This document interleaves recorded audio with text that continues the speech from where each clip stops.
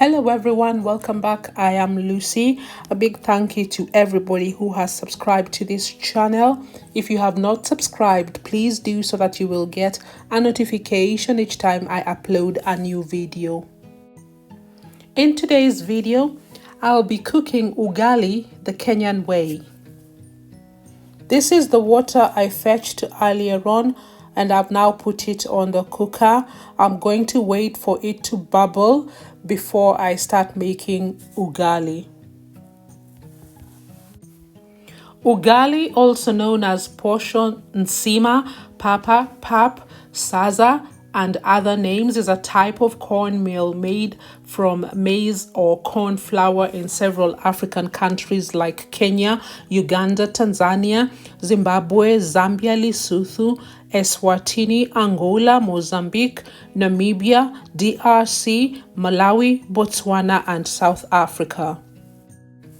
In Kenya, ugali is cooked in boiling water until it reaches a stiff or firm dough-like consistency. In 2017, ugali was added to the UNESCO representative list of the intangible cultural heritage of humanity. The water has now boiled and it's time for us to start cooking ugali. I will use this wooden stick to help me stir the flour. This wooden stick is known as mwiko in Kiswahili.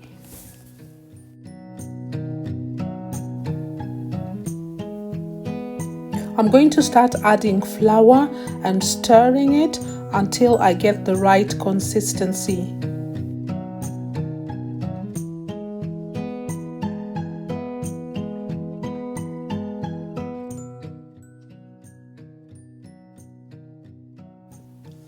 It is up to you to decide the consistency of the ugali you are making. Some people like it soft and some people like it a little bit firmer. Personally, I like my ugali soft.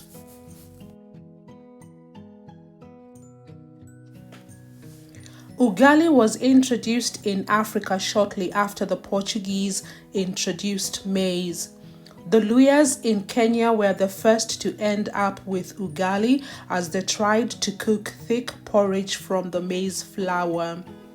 Maize was introduced in Africa from the Americas between the 16th and 17th centuries.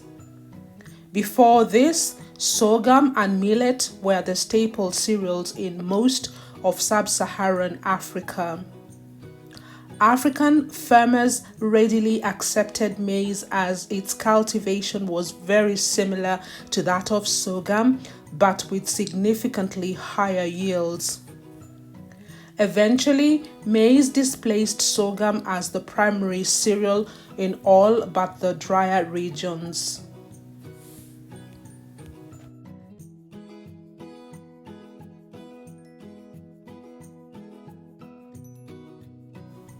As I try to get the right consistency of the ugali, I will be adding in the flour bit by bit.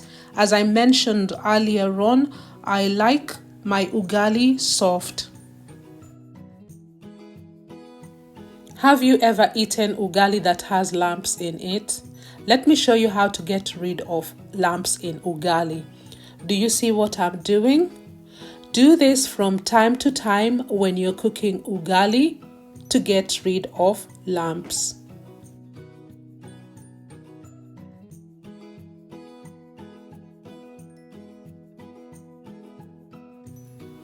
Ugali with lumps in it is a no-no, especially for people from my tribe. Now, if you're from Western Kenya, the Luya community, you know what I'm talking about. Ugali that has lumps in it is a no-no. So this is how you make sure that your ugali does not have lumps in it. You keep doing what I'm doing and that gets rid of the lumps. I'm going to cover my ugali and let it simmer for a couple of minutes.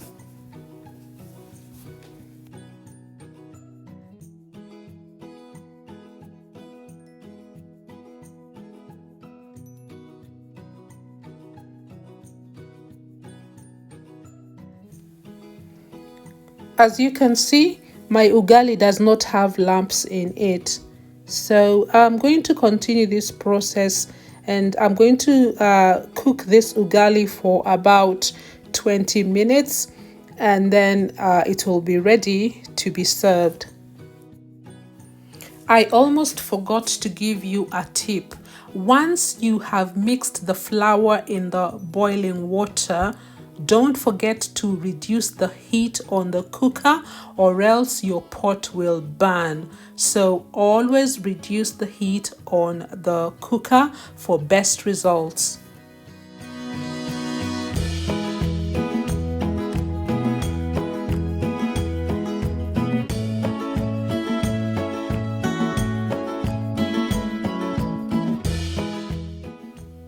I'm going to check if there are any more lumps left in the ugali.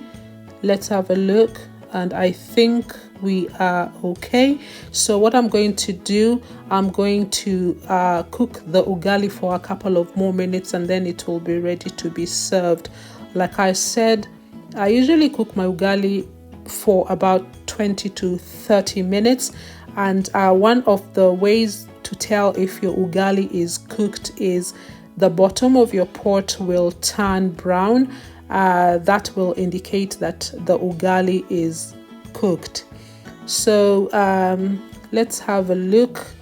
I think our ugali is now ready. The bottom of the pot has turned brown, and I think it is time for us to serve our ugali.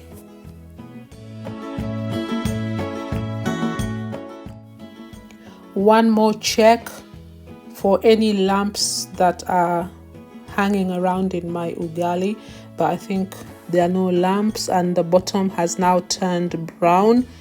So there you can see the bottom of the pot is brown, and that is a very good indicator that our ugali is ready. Yeah, so I think I'm going to serve my ugali now. Ugali is eaten with meat, fish, some people eat it with eggs, and vegetables. Ugali is a great source of carbohydrates, and it is gluten-free. The best way to enjoy ugali is to eat it while it is still hot. If you leave it to go cold, it will acquire a different taste and you might not enjoy it. Therefore, as soon as your ugali is cooked, serve it immediately with vegetables and meat of your choice.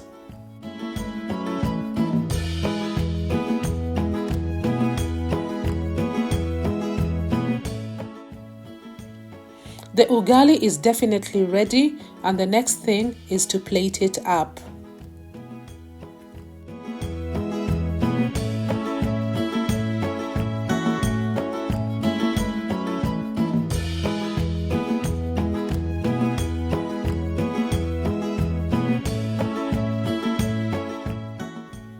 I will dip my wooden stick in cold water and use it to make the ugali look presentable.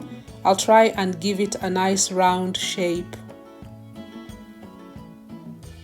There it is, guys. We now have our hot steaming ugali.